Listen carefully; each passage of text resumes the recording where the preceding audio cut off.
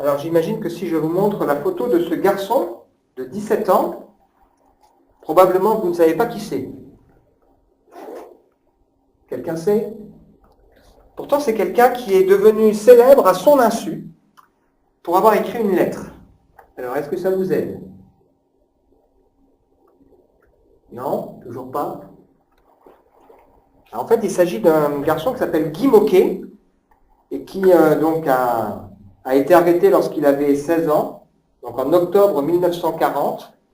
C'était un jeune résistant français qui a été donc arrêté et qui sera fusillé avec 26 autres résistants le 22 octobre 1941 en représailles à l'assassinat d'un lieutenant-colonel allemand. Et sachant son heure arrivée, ce garçon, Guy Môquet, a juste eu le temps d'écrire un mot à ses parents, que je vais lire, et qui aujourd'hui, vous savez que depuis quelques années, on a décidé en France de le lire dans les écoles, pour aussi sensibiliser sur la guerre, sur la résistance et autres. Ma petite maman chérie, mon tout petit frère adoré, mon petit papa aimé, je vais mourir. Ce que je vous demande, toi en particulier, ma petite maman, c'est d'être courageuse. Je le suis et je veux l'être autant que ceux qui sont passés avant moi.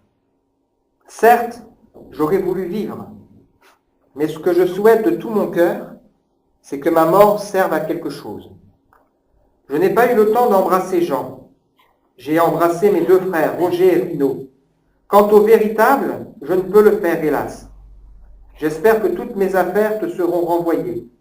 Elles pourront donc servir à Serge, qui, je laisse compte, sera fier de les porter un jour. À toi, petit papa, si je t'ai fait ainsi qu'à ma petite maman, bien des peines, je te salue une dernière fois. Sache que j'ai fait de mon mieux pour suivre la voie que tu m'as tracée. Un dernier adieu à tous mes amis, à mon frère que j'aime tant. Qu'il étudie bien pour être plus tard un homme. 17 ans et demi, ma vie a été courte. Je n'ai aucun regret. Si ce n'est de vous quitter tous. Je vais mourir avec Tintin, Michel. Maman, ce que je te demande, ce que je veux que tu me promettes, c'est d'être courageuse et de surmonter ta peine. Je ne peux en mettre davantage. Je vous quitte tous, toutes. Toi, maman, Serge, papa, en vous embrassant de tout mon cœur d'enfant. Courage, votre guide qui vous aime. Et il signe, et puis après il rajoute, dernière pensée, vous tous qui restez, soignez dignes de nous, les 27 qui allons mourir. C'est une lettre poignante, d'un jeune garçon, un gamin en fait. Voilà qu'aujourd'hui on a choisi donc de lire. Alors il y a quelques polémiques autour de ça, mais ce n'est pas l'objet de ce qu'on veut partager ce matin. Mais je trouve que c'est une lettre aussi qui nous montre la lucidité de ce jeune garçon. Quand on arrive à la fin de sa vie, on n'a pas envie de tricher dans ce qu'on veut laisser à ceux qu'on aime. Et on a envie de laisser à ceux qu'on aime des éléments importants, leur rappeler des choses essentielles. Et donc, en ce sens, ça introduit bien ce que nous allons partager ce matin. Puisque nous sommes en train de lire la dernière lettre que l'apôtre Paul a laissée alors qu'il est prisonnier et que, comme Guy Môquet, il attend son exécution. Il écrit à son protégé, son bien-aimé, qu'il appelle Timothée, pour lui laisser ses dernières volontés et puis des paroles d'encouragement, des consignes pour lui dire comment se comporter dans les temps à venir. Alors si on résume un petit peu ce qu'on a vu ensemble les dernières fois, on a vu qu'il commence cette lettre avec une salutation extraordinaire. Il dit « Je suis reconnaissant envers Dieu, que je sers, à l'exemple de mes ancêtres, avec une conscience pure, lorsque sans cesse, nuit et jour, je me souviens de toi dans mes prières. » Imaginez, Je me rappelle tes larmes, et je désire te voir afin d'être rempli de joie. Je garde en effet le souvenir de la foi sincère qui est en toi. Quand Paul pense à Timothée, il prie pour lui nuit et jour, il pourrait se lamenter sur lui-même. Il se rappelle les larmes que Timothée a éprouvées quand il savait qu'ils allaient être séparés. Et puis on a vu la dernière fois que Paul est conscient tout à fait qu'il y a des raisons de s'inquiéter. Puisque à l'extérieur, dans le monde, l'Église, les chrétiens sont persécutés à cause de leur foi et nombreux sont ceux qui sont mis à mort, comme Paul, qui sont mis en prison. Il sait aussi qu'à l'intérieur de l'Église, parfois, le contexte est compliqué. Il y a des gens qui ont abandonné, il y a des gens aussi qui annoncent de faux enseignements. Donc, c'est pas simple. Il y a des gens aussi qui n'acceptent plus de se confier dans la vérité, qui essayent de transformer l'Évangile. Il sait aussi que Timothée est quelqu'un de fragile. Il a une santé fragile, mais aussi c'est probablement quelqu'un d'assez timide. Et donc il écrit à Timothée, c'est ce qu'on a partagé ensemble, ne te laisse pas arrêter sur la route. Ranime ce que Dieu t'a déjà donné. Et on a partagé ensemble, hein, je le rappelle, peut-être que parfois il est bon de se dire, mais qu'est-ce qui m'arrête? Quelle déception, quelle tristesse, quelle peur, quel événement dans ma vie ou dans l'Église a pu à un moment donné peut-être m'arrêter et m'empêcher d'avoir à cœur de poursuivre vers le bon combat. Et ce que Paul dira à Timothée, c'est que Dieu nous a donné tout ce qui est nécessaire à la vie chrétienne. Il nous a donné son esprit qui veut nous remplir de force, d'amour et de sagesse. Oui, il y a des souffrances dans la vie chrétienne, mais n'aie pas honte, parce qu'on sait pourquoi on le fait. Rappelle-toi que c'est Dieu qui t'a appelé sauvé et que le triomphe de Jésus est total. Le message d'aujourd'hui, je l'ai appelé, avec ce verset que nous allons relire, « Je sais en qui j'ai cru. » Je sais en qui j'ai cru. Le témoignage de Paul est intéressant. Nous avons la chance d'avoir l'histoire de Paul qui nous est racontée plusieurs fois dans la Bible. On a l'expérience de sa conversion dans le livre des Actes des Apôtres, au chapitre 9.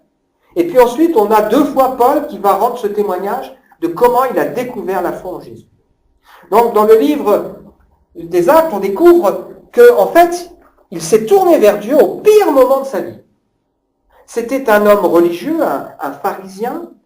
Il était plein de menaces et de meurtres, c'est ce que nous dit la Bible, pour ceux qui se disent chrétiens. Et il avait été chercher chez les responsables religieux de son temps des lettres qui l'autorisaient à aller chercher les chrétiens pour les amener à Jérusalem, pour leur demander de renoncer au nom de Jésus. Et c'est quand il est dans cet état-là, qu'il est sur le chemin de Damas pour aller faire ses forfaits, eh bien que d'un coup, le Seigneur l'arrête sur la route, il y a une lumière qui resplendit, il tombe de son cheval, il est terrassé. Saul, Saul, Paul, pourquoi me persécutes-tu? Il dit, mais qui es-tu? Il dit, je suis Jésus que tu persécutes. La Bible nous explique ensuite, pendant 3 jours, il va être là à réfléchir à ce qu'il a reçu aveugle, jusqu'à ce qu'un chrétien vienne le voir pour prier avec lui et pour qu'il puisse maintenant bien pleinement s'engager. Pendant 3 jours, il réfléchit à sa vie, il se repent, il fait demi-tour, ce qu'on appelle la conversion, pour s'engager à suivre Jésus-Christ et l'accepter dans sa vie comme son sauveur et son maître. Quand il raconte son témoignage, il dit que pourtant, quand il était jeune, il avait été élevé au pied d'un homme reconnu et honoré qui s'appelle Gamaliel, un homme qui connaît bien la loi. Il explique qu'il était plein de zèle pour Dieu. Et pourtant, quand il écrit la première lettre à Timothée, là on est en train de partager la deuxième, il résume son expérience d'une manière qui est intéressante. Il dit, j'étais un blasphémateur, un persécuteur, un homme violent, mais j'ai obtenu miséricorde parce que j'agissais par ignorance dans l'incrédulité.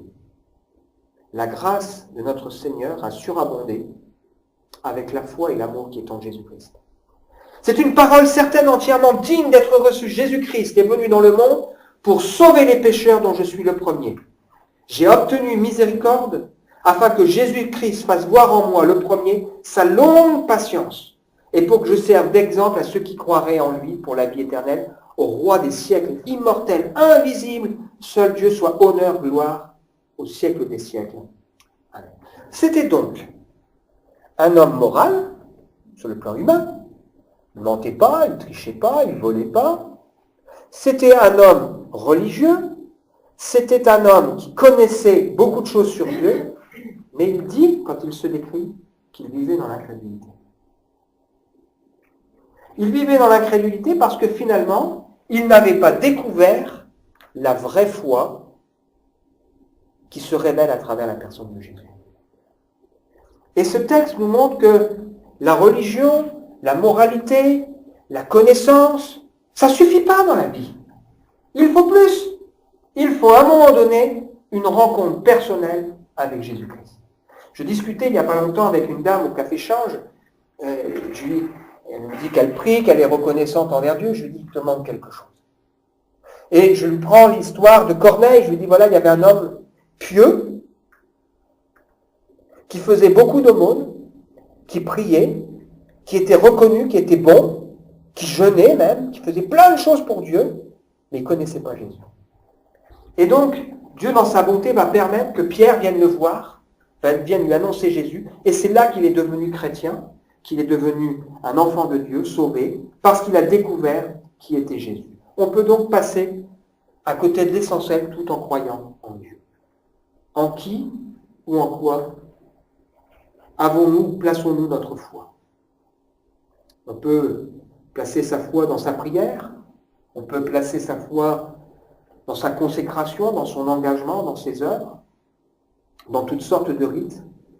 Paul a choisi de placer sa foi dans une personne. Je sais en qui j'ai cru. Certains aujourd'hui ont foi dans la bonté de l'homme. Certains ont foi dans le temps qui guérit, ou dans leur bonne étoile, ou dans la bonne volonté, ou dans la sincérité, ou dans la religion, ou alors dans une personne qui pourra peut-être les aider à s'approcher de Dieu.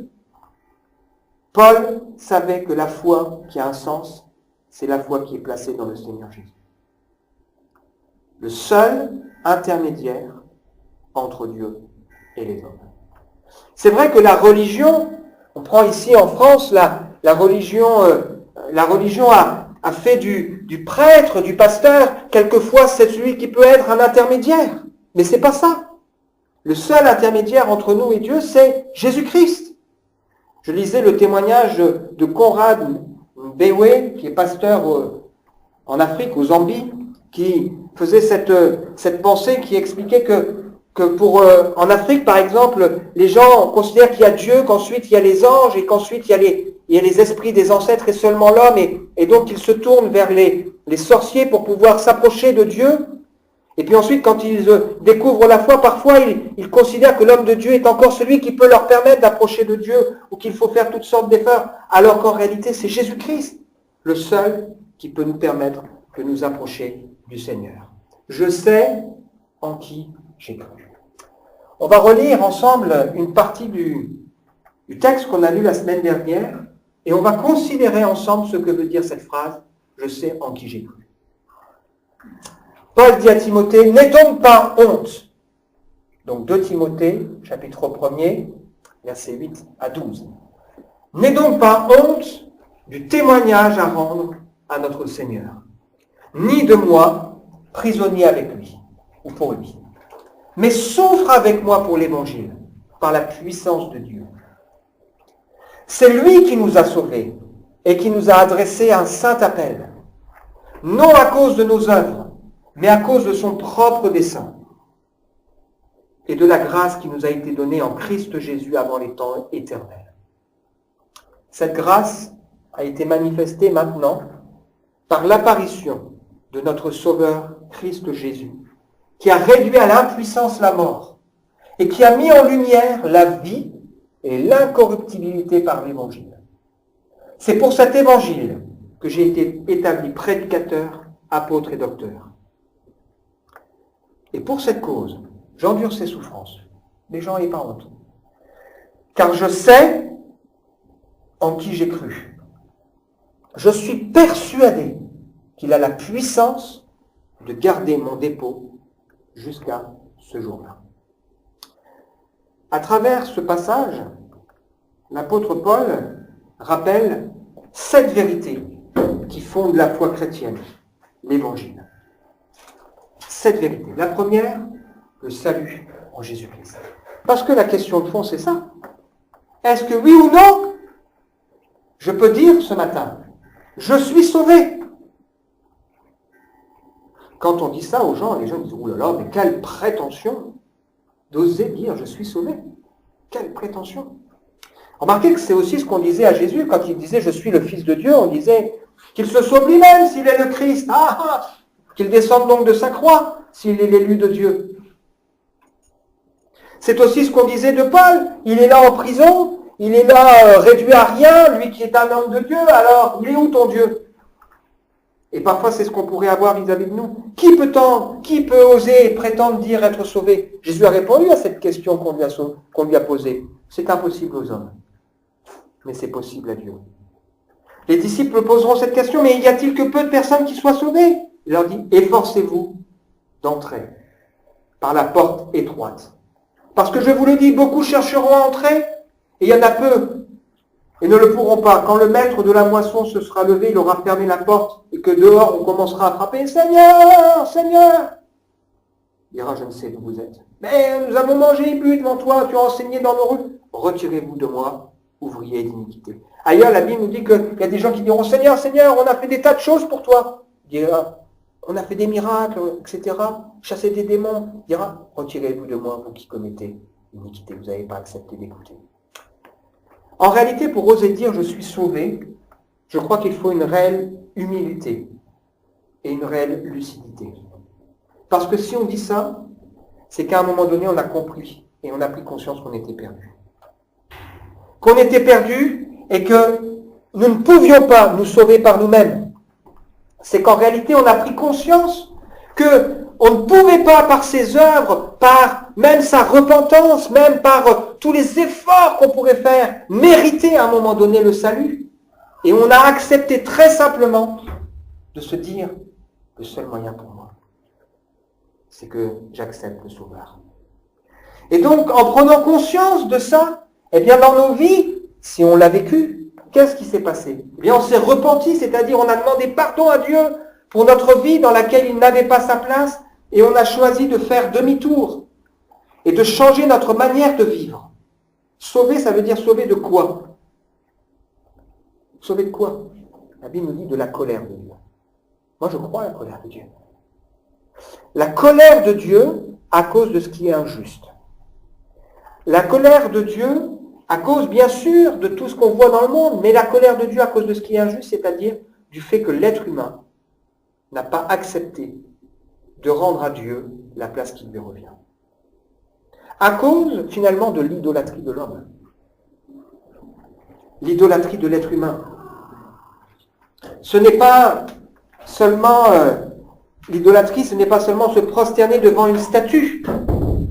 Mais l'idolâtrie, c'est tout ce qui, dans ma vie, prend la place de Dieu. Parfois, c'est moi-même. Je suis tellement avoir envie que je réussisse mon travail, ma situation, ma carrière, ma santé, ma jeunesse, mes enfants. C'est moi-même. Parfois, effectivement, ça peut être quelque chose qui va prendre la place de Dieu, qu'on va juger qui est plus important. En fait, il faut se poser la question, si on m'enlève quelque chose dans ma vie, qu'est-ce qu'on pourrait m'enlever qui va faire que tout s'écroule? Si ce n'est pas Dieu, ça veut dire que c'est une idole. Dieu doit avoir la première place dans ma vie. Sauvé de quoi? De la colère de Dieu à cause de l'injustice de l'être humain qui n'a pas voulu donner à Dieu la place qui lui revient. Sauvé de notre vaine manière de vivre, de la folie du péché et des tourments d'une vie sans Dieu. Et je crois, comme le dit la Bible, que Dieu aujourd'hui retient sa colère à cause du grand amour qu'il a pour nous, ne voulant pas qu'aucun périsse, mais que tous puissent découvrir qui est Jésus-Christ et accepter dans son cœur et dans sa vie. Comment on sait qu'on est sauvé? Au fruit. La Bible nous dit, si j'aime pas Dieu, si j'aime pas mon prochain, je ne peux pas dire que j'aime Dieu. C'est qui mon prochain? C'est pas celui qui est à l'autre bout du monde, C'est celui qui est juste à côté de moi. Mon prochain, est-ce que je l'aime? Sinon, il y a un problème. Le Seigneur veut se révéler et il veut nous sauver. C'est lui qui peut seul nous sauver. Il peut nous sauver si on accepte de nous repentir et de changer d'attitude, de changer de vie. Deuxième chose que nous dit ce texte, rappelle l'Évangile. L'Évangile, c'est l'appel de Dieu qui est fait non selon nos œuvres, non à cause de nos œuvres, mais son appel qui est fait selon son propre dessein et par sa grâce éternelle qu'il a prévue depuis toujours. Le but de la foi chrétienne, de ce que Dieu veut, c'est de nous inviter à le suivre et de devenir ses enfants. Le but de la vie chrétienne, ce n'est pas de faire de nous des gens bien. Le but de la vie chrétienne, ce n'est pas de faire de nous des gens gentils, des gens sincères, des gens qui savent, mais des gens qui suivent un maître. Des gens qui ont accepté Jésus-Christ dans leur vie. Des gens qui peuvent dire « Jésus, c'est mon sauveur, Dieu, c'est le maître de ma vie ». Et il est important pour nous de nous rappeler que ce que nous sommes en Dieu est plus important que ce que nous faisons. On peut parfois vouloir même exister à travers Dieu. Mais ce que nous sommes en Dieu, est-ce que oui ou non je suis enfant de Dieu, c'est plus important que tout le reste. Nous sommes appelés. Et est-ce qu'à un moment donné, on a entendu cet appel de Dieu? Donne-moi ton cœur. Confie-moi ta vie. Selon son propre dessein. Dieu qui de toute éternité nous cherche pour un jour, dans sa bonté, dans sa grâce, se révéler à nous à travers Jésus-Christ. Troisième chose importante qui résume l'Évangile, c'est la venue de Jésus, l'incarnation de Jésus. Le personnage central du message de la Bible, c'est pas nous, hein. Même si la Bible, elle nous montre qui nous sommes.